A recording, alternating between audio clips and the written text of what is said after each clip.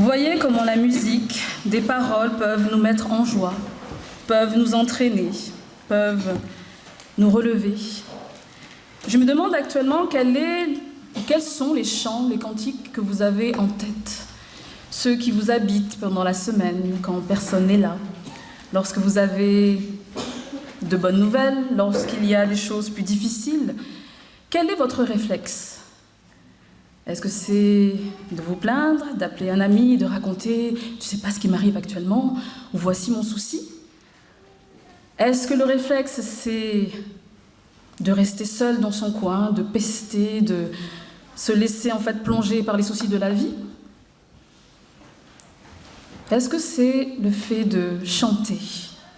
Chanter malgré les malheurs, chanter et essayer de voir un petit peu plus ailleurs, de se décentrer des soucis pour se laisser happer par des paroles. Je ne sais pas vous, mais les cantiques sont de grands soutiens. Dans les psaumes de David, 150 qu'il en a écrit, ou au moins qu'on a pu, on va dire, collecter, toutes les émotions sont présentes. De la dépression à la colère, à la joie,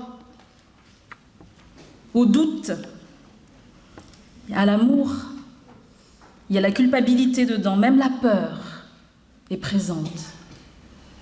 Ces psaumes collectés nous disent une chose déjà, c'est qu'on passe tous par des émotions différentes, mais on est invité à toujours chanter malgré les situations.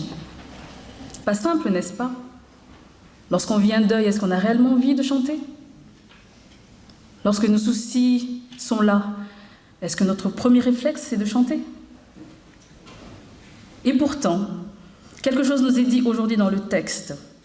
Même si certains, hier, lors de la préparation de la fête, m'ont dit « mais tu as quand même choisi un texte un peu particulier, puisqu'il commence par « ne vous enivrez pas ». J'ai dit « c'est ça que vous avez retenu ?» Il y a la suite. Oui, ça commence par « ne vous enivrez pas », mais soyez remplis du Saint-Esprit. Il n'est pas dit qu'il n'est pas bon de boire, vous pourrez le faire tout à l'heure en fait, au bar ou avec des bouteilles de vin. Mais s'enivrer, c'est quand même abuser, c'est vraiment y aller fort.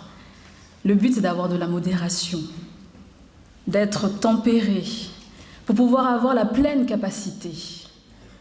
Mais soyez remplis du Saint-Esprit. Est-ce que nous sommes remplis du Saint-Esprit ?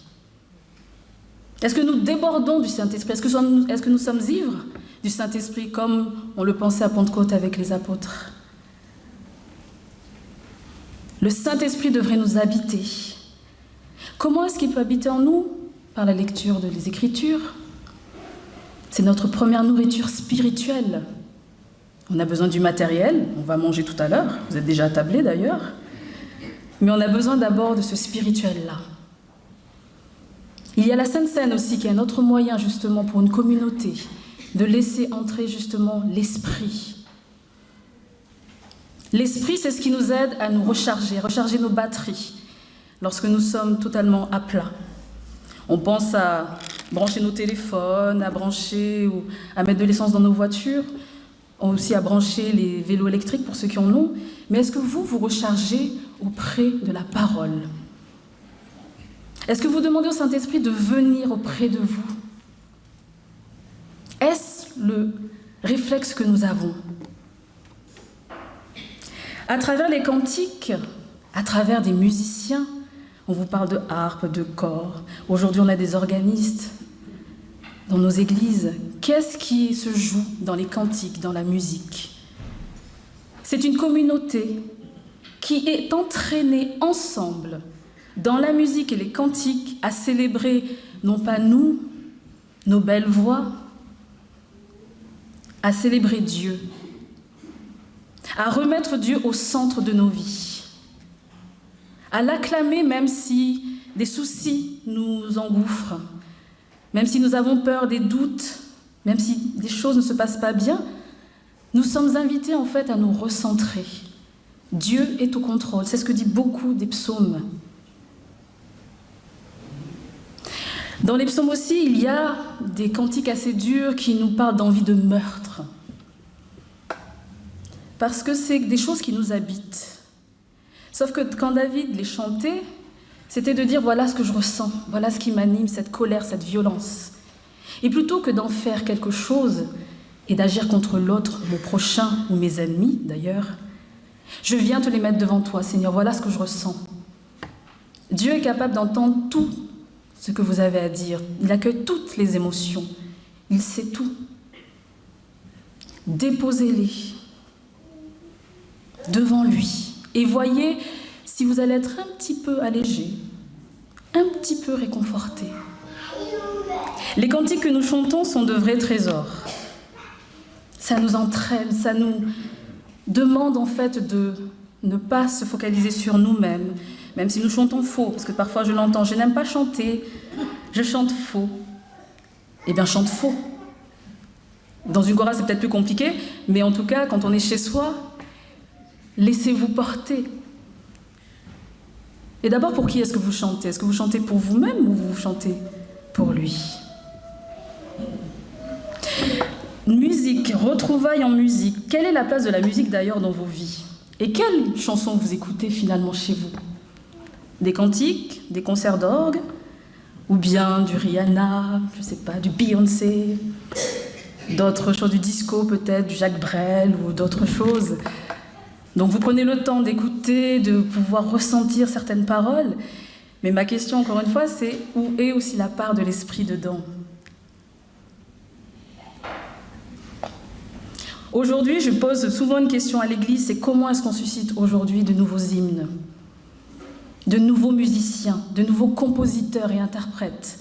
En France, il y a 3-4 ans, ils ont fait un concours avec différents musiciens pour pouvoir mettre en place un nouvel hymne, un peu comme « À toi la gloire », mais version faite des années 2000. Ils ont fait un concours, quelqu'un a gagné. Je crois qu'ils ont chanté ce chant, ce cantique pendant 6 mois dans les églises, puis ça a été oublié. Il faut du temps parfois aussi pour que les cantiques prennent aussi le pas. Nous avons tous des styles de musique préférés aussi. Certains vont préférer des cantiques plus calmes. Certains vont attraper en fait ceux qui sont peut-être un peu plus guerriers, un peu plus combattants. Certains vont être dans la louange, le côté observation et totalement être limite en transe devant la nature ou d'autres choses. Nous avons tous des styles de musique différents. Et il y a 150 psaumes. Est-ce que vous les avez lus? 150, ça donne le temps de voir un peu quelles émotions, qu'est-ce qui est dit. Nous sommes communauté. Nous avons la foi. On ne peut pas être église tout seul. C'est au contact des frères et sœurs qu'on peut un petit peu évoluer, qu'on voit finalement qui nous sommes. C'est avec nos frères et sœurs aussi qu'on peut partager, prier. C'est avec nos frères et sœurs aussi que nous pouvons chanter. D'ailleurs, c'est beaucoup plus sympathique quand on a une église pleine, comme ce matin, qui chante de tout son cœur. Lorsqu'on entend des « je chante, je danse comme David », est-ce que c'est vrai d'ailleurs quand on le chante? Est-ce que vous lisez et vous ressentez réellement ces paroles? Quand l'Esprit de Dieu habite en moi, je danse comme David, je loue comme David, je prie comme David. Nous sommes invités en fait à être ensemble. Lorsque nous chantons ces cantiques-là, à remettre aussi Dieu au centre, parce que c'est lui le point commun entre vous et moi, entre nous tous. Frères et sœurs en Christ, on ne s'est pas choisi du tout, mais on s'est retrouvés tous dans le même lieu. On est invités ce matin, il nous appelle à être un, une église. Nous avons des façons de voir différentes, peut-être des théologies différentes, des caractères différents, des âges différents. Et pourtant, c'est lui qui nous rassemble. Ne vous enivrez pas de vin, mais soyez remplis du Saint-Esprit. Laissez cet esprit vous parler, vous guider. Laissez cet esprit faire cette musique en vous. Peut-être que à la fin de ce culte, mais peut-être que c'est déjà arrivé lors de plusieurs cultes, une musique, un cantique vous a accompagné. Vous avez l'air dans la tête que vous chantez toute la journée en disant « Ah là là, ça va me coller à l'oreille, ça ne va pas me quitter ». Eh bien, c'est bon signe. Ça veut dire que vous avez peut-être besoin de ce cantique-là pour vous entraîner. C'est quand même mieux d'avoir une musique, un cantique en tête plutôt que des paroles mauvaises qui sont là à vous angoisser ou vous turlupiner. La musique, les cantiques avec des paroles Les psaumes, en fait, sont centrés sur Dieu, pas sur l'humain, pas sur l'amour, pas sur autre chose que sur Dieu. Dieu qui accompagne, Dieu qui fait des promesses, Dieu qui entend mes faiblesses, Dieu qui me relève, Dieu qui m'encourage, Dieu qui me dit qu'il m'aime, Dieu qui me dit de ne pas avoir peur. Ce sont des promesses qui sont encore actuelles pour nous aujourd'hui. Respirer, louer, chanter Dieu. Alors oui, dans les églises aussi protestantes, on est un petit peu timide quand on entend des claps, mon Dieu. Pourquoi il frappe des mains? Laissez l'autre, laissez les autres en fait être habités par le Saint-Esprit. Pourquoi est-ce qu'on devrait tous louer Dieu de la même manière? Laissez l'Esprit faire son œuvre. Si vous avez envie de danser, dansez. Si vous avez envie de louer en levant les mains, louez. Ce n'est pas que donné qu'aux évangéliques. David le faisait. Reprenons la parole. Reprenons les cantiques, qu'on puisse les mâcher, les ruminer, qu'elles soient la nourriture de notre vie. Ces cantiques nous appellent à être communauté, ensemble aussi, à chanter, à nous exhorter. Et je voulais partager avec vous les paroles d'un cantique qui, personnellement, dans mon cheminement de foi, m'ont beaucoup accompagnée. Alors, ce n'est pas dans le répertoire protestant réformé, mais dans d'autres milieux aussi, il y a des compositeurs, des interprètes, des chanteurs qui nous accompagnent. Et quand on est adolescente, je peux vous dire que quand on entend des personnes qui chantent exactement ce que l'on ressent au fond du cœur, ça encourage. Parce que finalement, on se dit qu'on n'est pas seul, qu'il y en a d'autres qui vivent les mêmes choses. Et qu'avec la musique, qui est aussi un langage universel, on peut être relevé. Non pas par nous-mêmes, mais par le Seigneur qui nous encourage. Et les paroles, en fait, la musique s'appelle, si vous voulez rechercher un jour, Waymaker. C'est en anglais, mais je vous donne les paroles en français. Tu es présent, mouvant parmi nous, je t'adore. Tu es présent et tu agis en ce lieu. Créateur, faiseur du miracle, fidèle à ses promesses, lumière qui éclaire les ténèbres, voilà ce que tu es, mon Dieu. Tu es présent, touchant nos cœurs, je veux t'adorer. Tu es présent, tu guéris nos cœurs, je te loue. Tu es présent, tu changes des vies, et je veux t'adorer pour cela.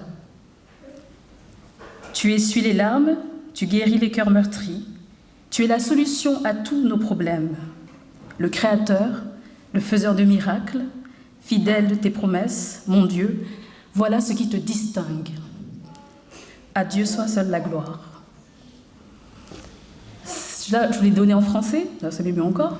Il est en anglais, mais les chansons, les cantiques inspirés, c'est ça dont il était aussi question dans Colossiens, sont là pour nous porter.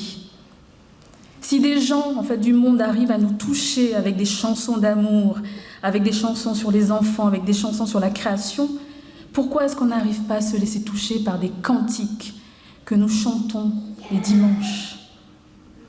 Il y a plein de chants dans ce cantique-là et dans le psaume et cantique et dans d'autres recueils. Je vous invite parfois, les prochaines fois, en fait, à les feuilleter. Lisez les paroles. Lisez le temps, en fait, que les interprètes, les compositeurs ont mis le temps, en fait, pour les mettre en musique. On n'arrive pas tous à les chanter. Parfois, c'est plus ou moins harmonieux. Mais ça a été collecté aussi en collectivité. Des cantiques pour élever, pour encourager une communauté. On a l'Alléluia, on a encore d'autres choses ou quoi, mais laissez-vous porter. Je suis sûre que tout à l'heure, vous pourrez échanger peut-être entre vous en vous disant peut-être quel est votre cantique préféré. Alors, évidemment, il y a « À toi la gloire » qui est le tube des protestants, mais je suis sûre qu'il y a d'autres cantiques aussi qui vous accompagnent, qui vous relèvent, qui vous aident. Partagez-les, chantez-les. Chantez-les autour de vous, chantez-les à vos enfants, à vos petits-enfants. Parce que l'héritage, c'est aussi comme ça. On entend parfois à la maison les parents en parler, mais il est aussi bon de les entendre chanter. Entendre les frères et sœurs chanter, ça nous entraîne. Et ça marque quelque chose, qu'il n'y a pas que les grands qui chantent, il y a les enfants. Et vous les entendez, quand ils sont petits, ils sont là dans leur petit coin en train de gazouiller, de chanter. Si eux-mêmes sont capables de faire ça, vous aussi. On a l'humilité, on a sa timidité. Mais Dieu nous dit qu'en fait, ce qui t'habite, c'est ce qui devrait aussi sortir de toi. Alors chantez. Chantez à haute voix, chantez ces cantiques qui devraient vous aider à vous relever, qui vont vous encourager, qui le font déjà, je suis sûre. Laissez-vous porter, laissez-vous toucher. Et vous avez des occasions, en rejoignant peut-être la chorale, en rejoignant aussi le groupe de louanges qui se réunit avant les cultes du dimanche ici. Il y a des autres lieux aussi où il est question de chant. On peut chanter, surtout c'est très à la mode de chanter dans des chœurs gospel. Mais gospel veut dire bonne nouvelle, évangile. Qu'est-ce qu'on chante pendant les gospels? Juste être attentif parfois à ça. Alors maintenant je vais vous laisser parce qu'il y aura la fin du culte, il y aura aussi tout à l'heure la fête, il y aura le bar qui sera ouvert et d'autres choses. Profitez, ne vous enivrez pas, mais soyez remplis du Saint-Esprit. Recommandations utiles, rappels importants. Soyez ivres du Saint-Esprit, car c'est lui qui nous conduit, c'est lui qui nous donne la vie. C'est lui aussi qui vous fait chanter. Amen.